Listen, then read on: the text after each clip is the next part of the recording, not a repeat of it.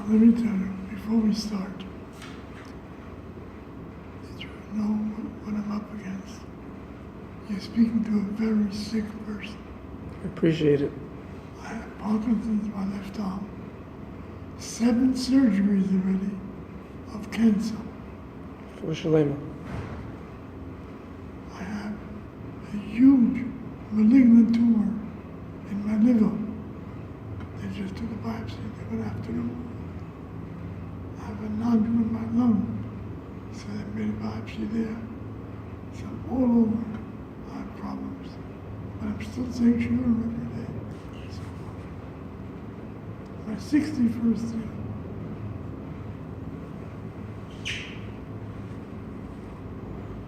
I want you to know, I thought about what I should say. Stop to give praises to your father. Doesn't mean much. I'm sure that everyone else that you have on the video is going to say nice things about it. Right? Right. So let's go do that. So I searched my memory.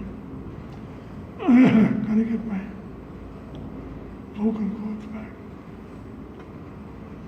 And I remember there were 5 instances when I said something to the class or told them something. 5 times your father went crazy and said, this is going to turn my whole life around. I'll never forget it. So I decided to pick 2 of those instances and put them on the video. Okay. And I'm ended by one thing I will say about your father, which probably no one else would say. So that's okay? That's good. Okay. Now you want me to sit behind the desk? Want me to stand? No, sit. Sit. Better to sit? Yeah.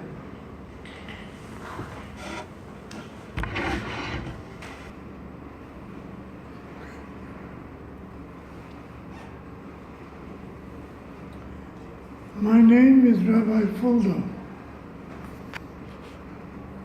The name of Fulda actually is the name of a city in Germany.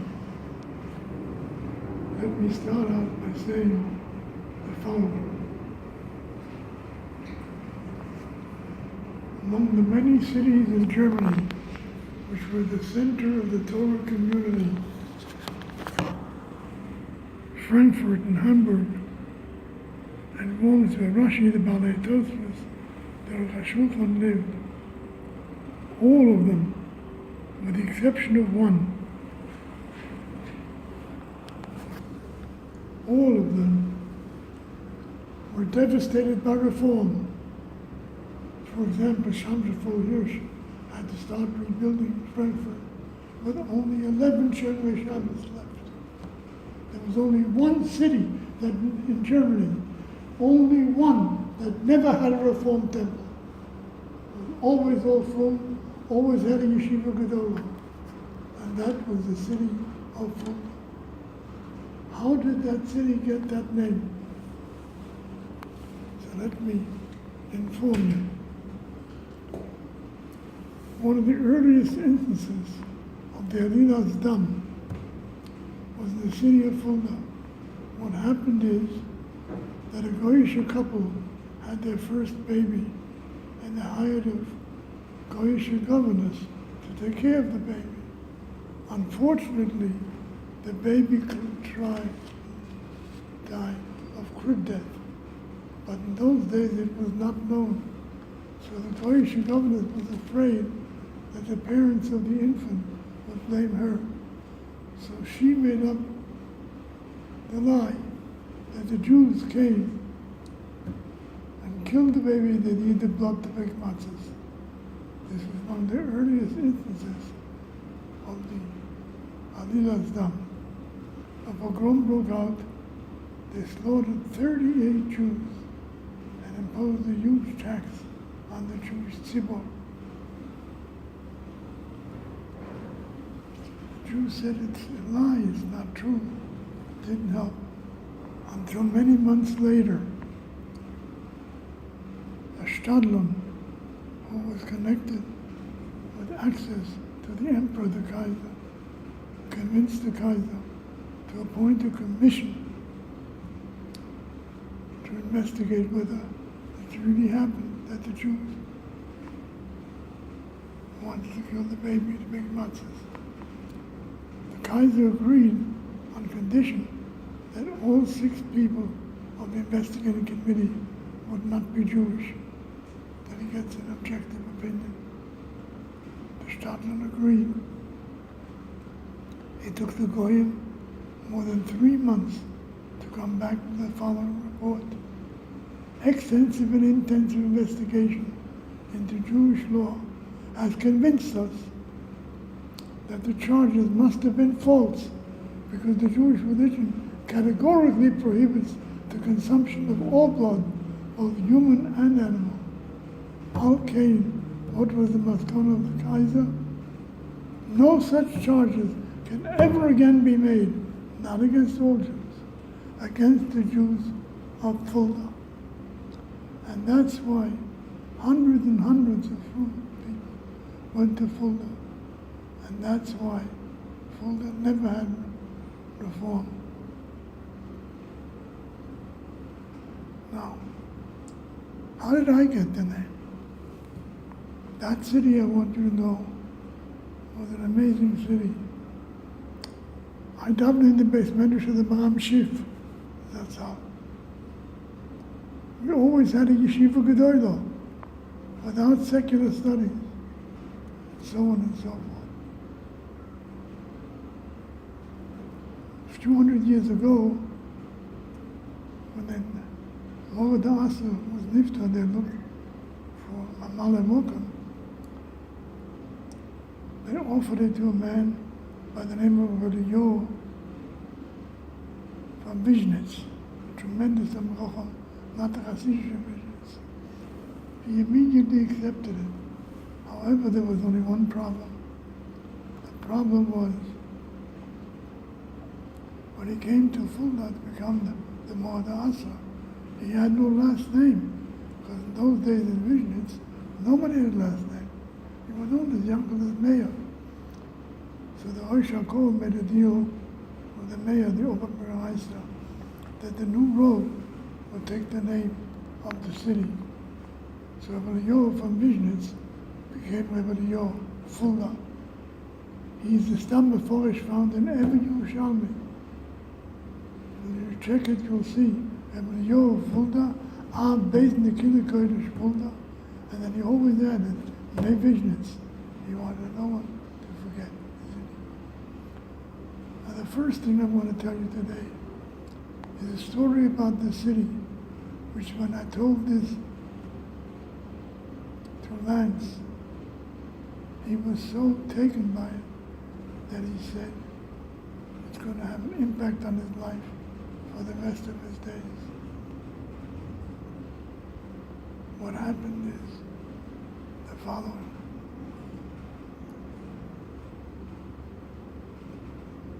By the way, I got the name Fulda because I'm Ben Ben for the Maro Fulda of Yerushalmi. Now I'll tell you what it is. I'll never forget it. I was a youngster. And what happened is that there was a big department store 1 block away from the shul, owned by a guy.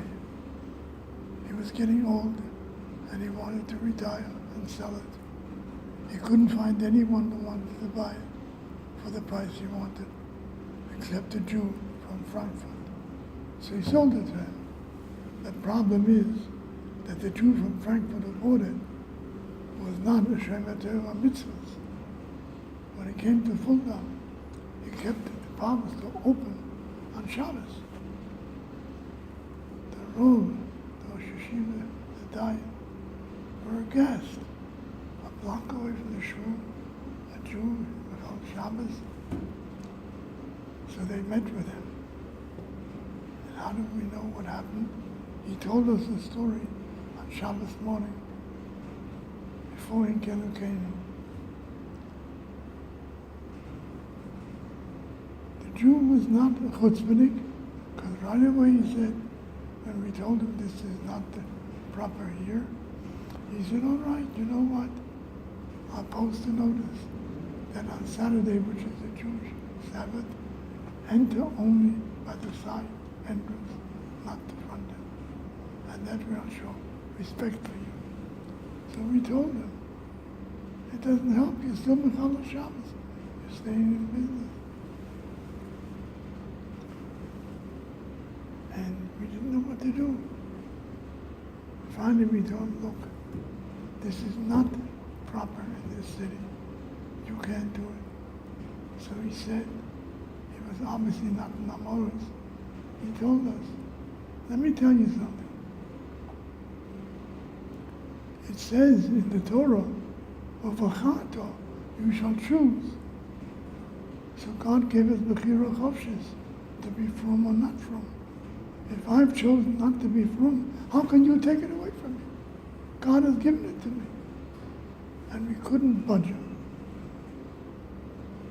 He then told us that the Beis Din had a meeting for more than 2 hours. How do we handle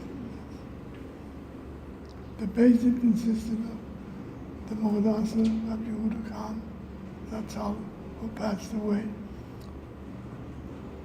in Buchenwald.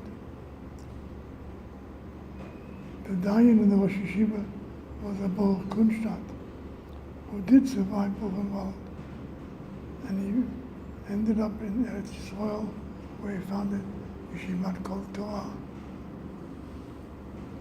Rav Shlomo Zalman Auerbach later was Rosh Yeshiva. And the third member was Kalman Kahana, who also survived, and he ended up in Eretz Yisrael as the role of Kibbutz Chafetz Chaim. So the Beis Din met. The Beis Din met. The Beis Din met,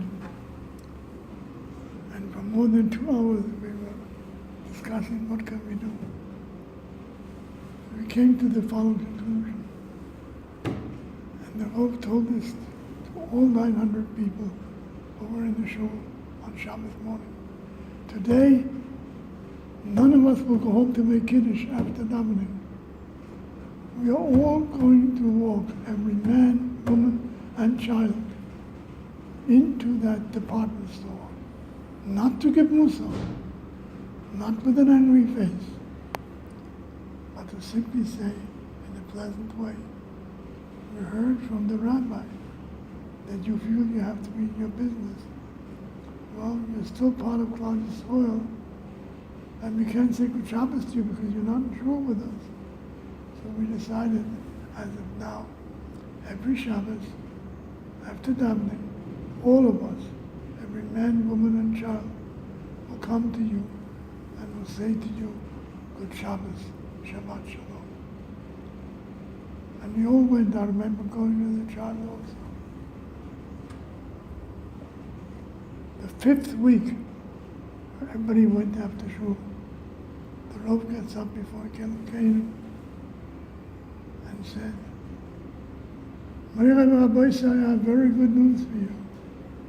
Today we can all go home and make Kiddush and eat immediately after davening. You want to know why? I have someone better than me to tell you. He left the pulpit, and who went up? That Yid who bought the department store.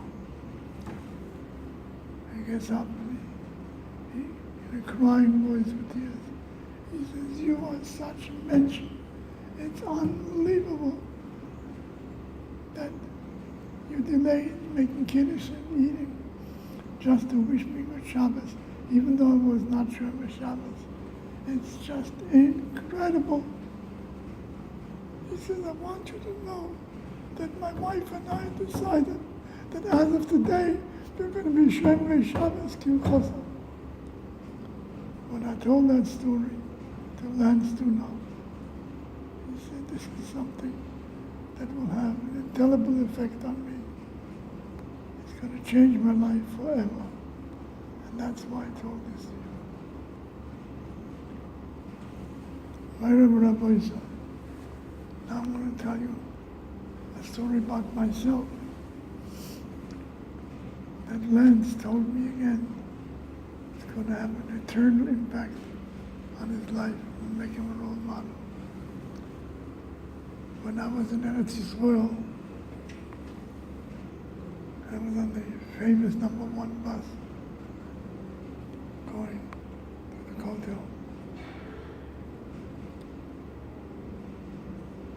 I was sitting next to the man.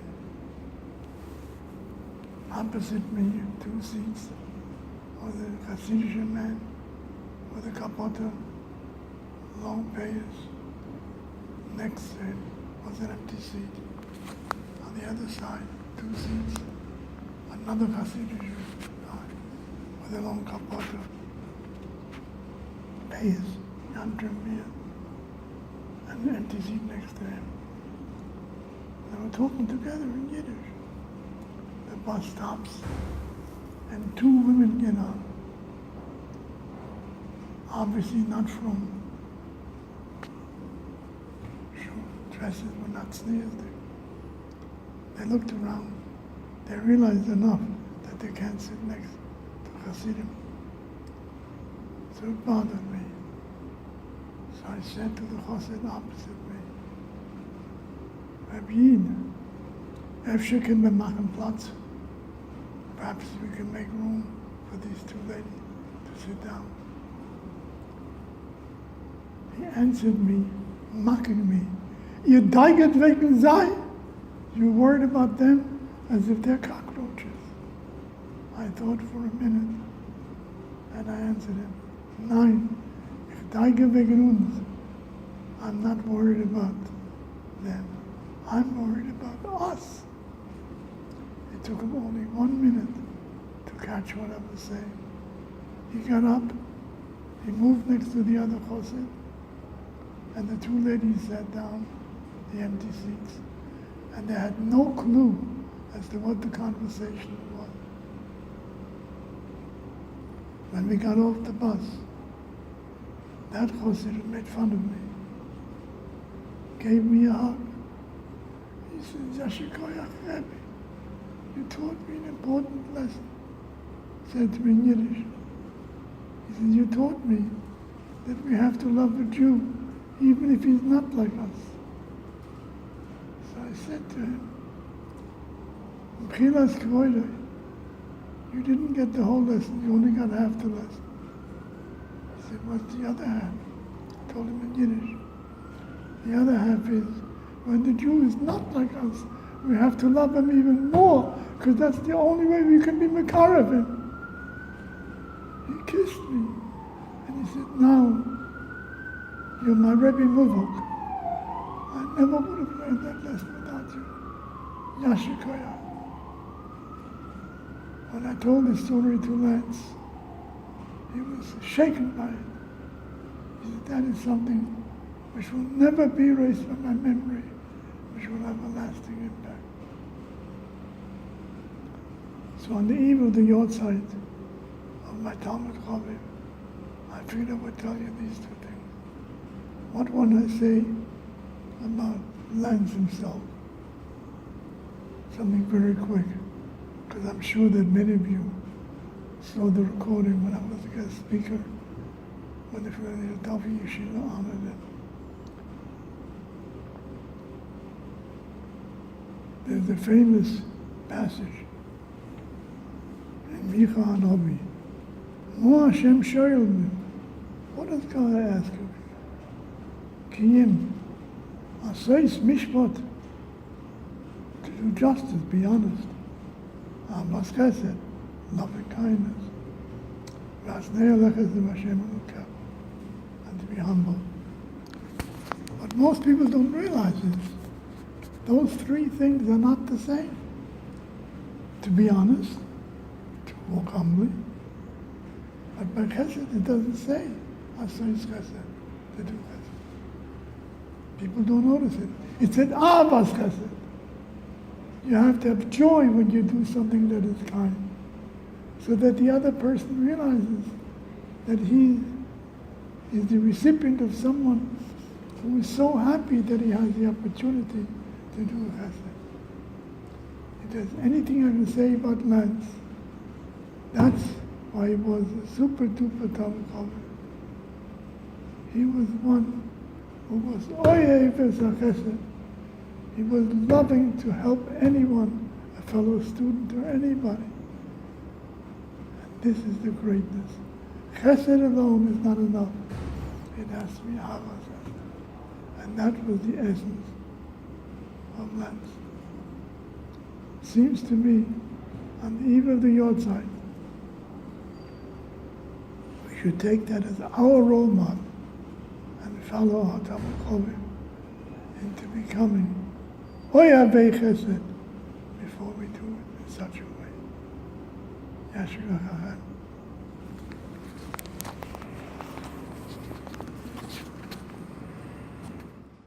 So, there should be reward for you for all the good you're doing. Amen. So how exactly did my father transform his whole life around from the way he was brought up? I don't know exactly, but I know one thing, that he thanked me very often for the ashpoya I had on him and how to influence his whole life. Over and over again he was Makir Tova. That's why I didn't give even a minute's thought when he asked me that I should speak when he was being honored. I told him the honor is mine. Because Mitalmidai Yosef Mikulam. If you're really a good Rebbe, you learn more from your Talmidim than from anybody else. Because you see what ashpoya you have.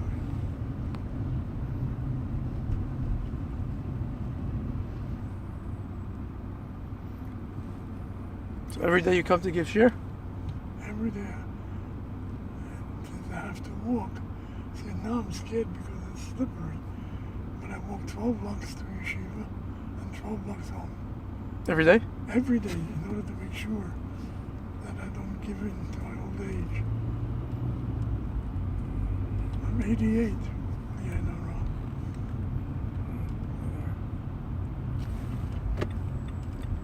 Should continue giving shir at Meir Esrim. Well, maybe that's a matter. Oh, as long as I have the koyach. Now, this is here, this corner, you make a right turn. Right turn.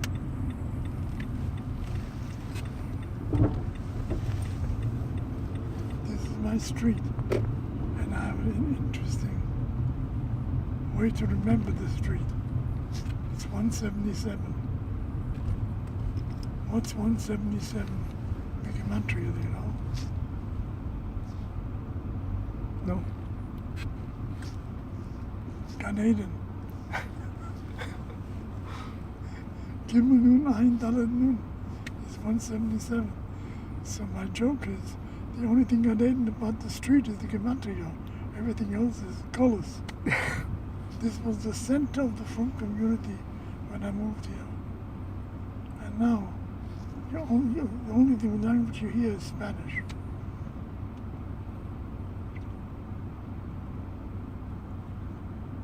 So I learned how to speak Spanish. I get along very well with my neighbors. These houses were 80% all from a Yidden. But then everybody moved away. And now the young people, well, few are still here. When they get married, they all move away too. I don't blame them. You want to have a proper sweeper.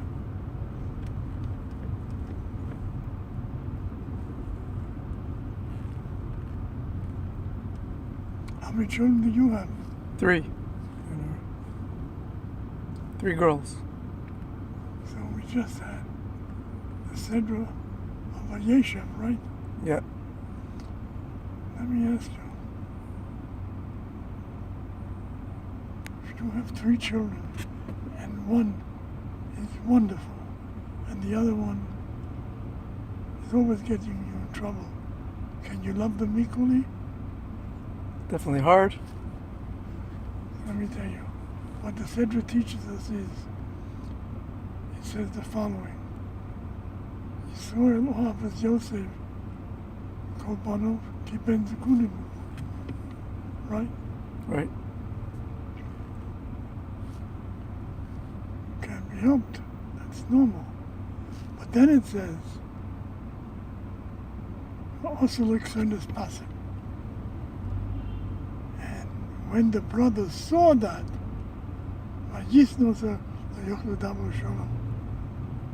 what this Sedra teaches us is, you don't have to love all your children equally, but you have to treat them equally, and no one is allowed ever to know that you don't love them all equally.